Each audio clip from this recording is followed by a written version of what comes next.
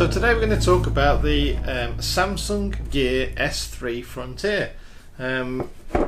Probably the best watch I've ever come across for specifically more Android users. Now the watch itself is just a lovely watch. I've had no problems with it. I've been using it for about 2 months now, maybe 3 months, and I've used it between Android phones and my iPhone as well, just to kind of get an idea of, is this the perfect solution of watch that can spread itself across platforms.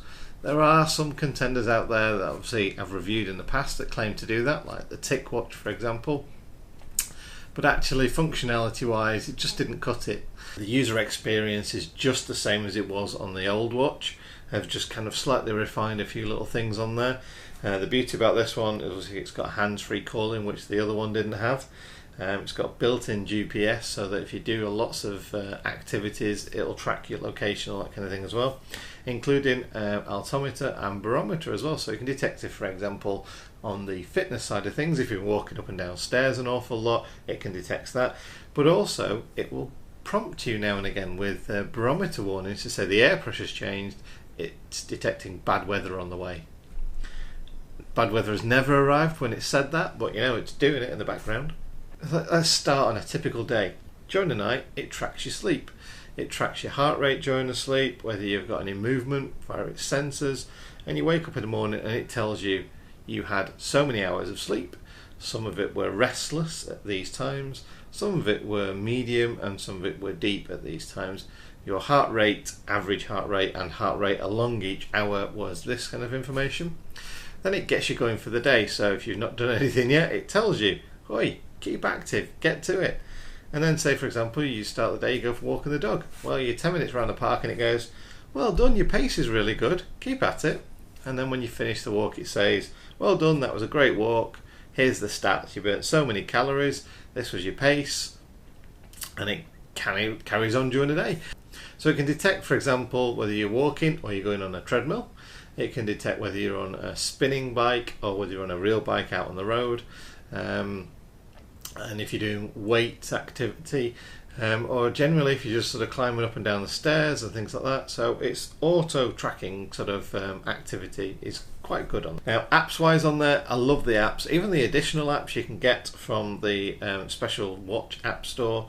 I like the fact that I've got it set on a setting whereby if you just scroll through your apps and then it hovers over, it auto opens that app, which is great if you don't want to be messing around with things and touching the screen all the time. You can just use the bezel, get what you want to do, use the buttons, and then off it goes that way. Absolutely fantastic. Now a few built-in features, obviously, like you've got the S-Voice feature. I'm not really a great fan of it. I found it to be very temperamental. I would say at least half of the time it has no idea what you're saying or can't produce the results, or says it can't find the results or it doesn't understand what you're asking it. And it sort of sounds like it was developed at the same sort of era as the Stephen Hawking kind of voice. Intermittent clouds in height on Wednesday with high of 23 degrees Celsius and low of 12. The speakerphone on here is very clear. I can hear the person very clearly, and the volume is very good as well. And they can hear me very clearly. Even if you're moving around and you're moving your hand around and things like that, the SOS feature they built into this is really good. However, this takes me on to another subject, so just bear that in mind. If you triple tap, and you set this via the Android app as well, the SOS feature, you triple tap the lower button there, it launches the SOS feature, and you can have it either immediately or with a delay of 5 seconds for you to cancel it if you did it by mistake. And what that will do was send out a text message to say, I'm in trouble, SOS, with a location of where you are, to people you've selected within the app as your emergency contacts. And then the secondary feature is, for a period of time, it will then automatically answer incoming calls. So for example, it sends out these messages, people get this message, I'm in trouble, please help, I am here. They ring you, it automatically answers it. A few other features like that built into it are fantastic, but sadly they're only available to Android. So another great feature of this is that basically you can take a screenshot. So to take a screenshot, it's quite easily really, You just hold the bottom button there and swipe. There you go. So if you're looking at between the 7 and the 8, it's more towards the 7, but you can at least take a screenshot. Now on the Android side of things, if you've got those screenshots, you can then transfer them back to your phone. No problem whatsoever. You go into the gallery, select which ones you want, and then do move to the phone, and they all appear on the phone. It's fantastic. This and the SOS feature are something not available to iPhone users. So the S3 Frontier is my watch, the Galaxy Note is my phone, so I am committed to Android at that stage, and I'm testing everything and I'm finding it's fantastic, and I'm telling everyone this is the best watch, smartwatch ever made. It's just fantastic. I then flip back to my iPhone. Yes, I am by choice an iPhone user, not an Android user. So I go to my iPhone, I pair it all up, and I'm quite pleased with that. It's the two-stage pairing process. So you get one stage which appears to be the phone and its notifications and the app synchronization, all that kind of thing. And the second process is for the hands-free calling. So there's two processes, very easy though to do. So after a couple of days, I'm thinking, okay, let's go, check all the features.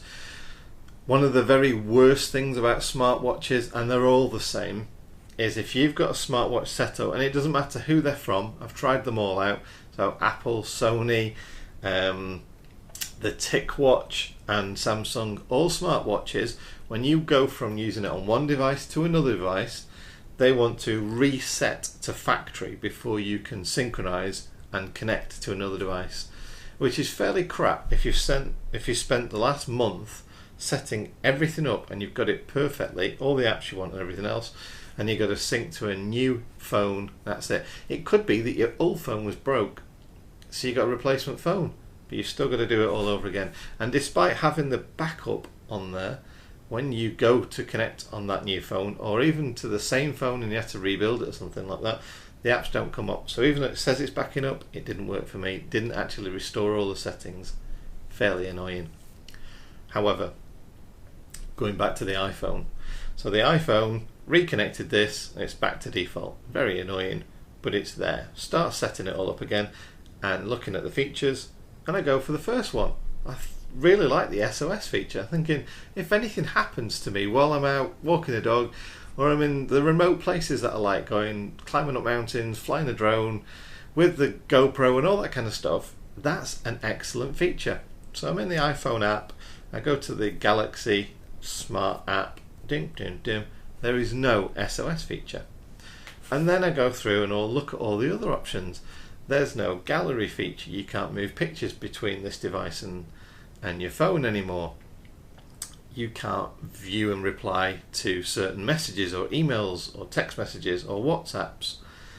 It's so limited that it literally lasted 3-4 days on my wrist.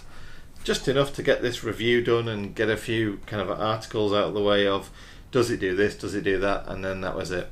The battery life is about 3 to 3.5 days, which I thought was absolutely fantastic. If you're an Android user, and you always will be, and you're never ever going to be tempted to anything else, and to mark it up another level, if you're a Samsung Android user, then this Samsung Gear S3, and the Frontier specifically is the one I tested, in my opinion is the very best smartwatch out there right now for Android users. If, however, you are an iPhone user, I would just suggest go with the Series 2 Apple Watch. It comes with a plastic strap on there, but I've put a leather strap on. They're dead easy, a few pounds off Amazon, and you've got yourself a nicer strap in my opinion. So thank you very much for watching my video today. Please do hit that thumbs up button if you did like it, and hit the subscribe button if you've not already done so. And I will catch you very soon on the next one. Take care. Bye.